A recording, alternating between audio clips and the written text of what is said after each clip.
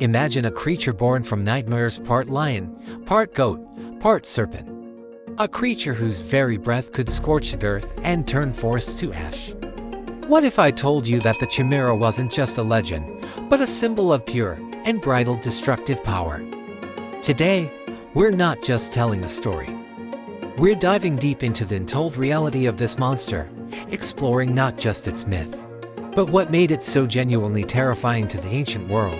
This is an investigation into a legend that has haunted humanity for thousands of years. Let's begin with the anatomy of terror. In Greek mythology, the Chimera is described with horrifying precision, the forepart of a ferocious lion, a goat's head rising gruesomely from its back, and a venomous serpent for a tail. Each of these parts brings its own unique threat.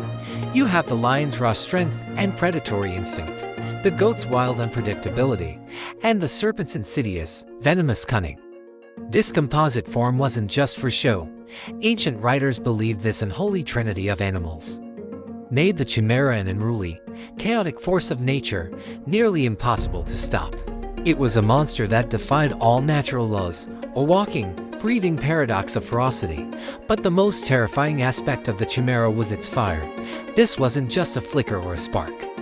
Ancient sources vividly describe its snorting, raging, inextinguishable fire, a power that could devastate entire herds, burn villages to the ground, and incinerate even the bravest warriors in their armor.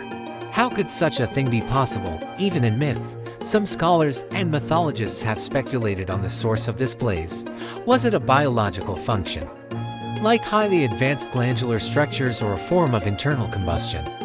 Or was it something more supernatural, a curse, a magical ability, or even divine energy fueling that inferno? When compared to other fire-breathing monsters like dragons, the Chimera stood apart.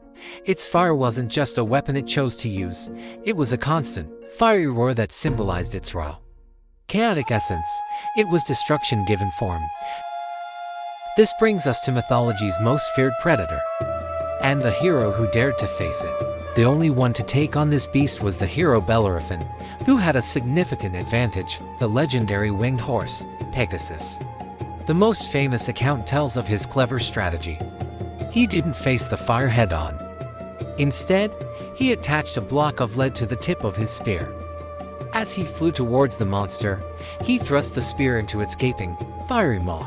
When the Chimera breathed its scorching flames, the lead melted instantly, pouring down its throat and suffocating the monster from the inside out. This was more than just a physical battle. It was a powerful symbol of human intellect and ingenuity triumphing over monstrous brute chaos, a recurring and vital theme in Greek mythology. To the ancient Greeks, the Chimera wasn't just another beast to be slain. It was a walking, breathing metaphor for uncontrollable destruction. A cautionary tale against the dangerous and unnatural blending of powers.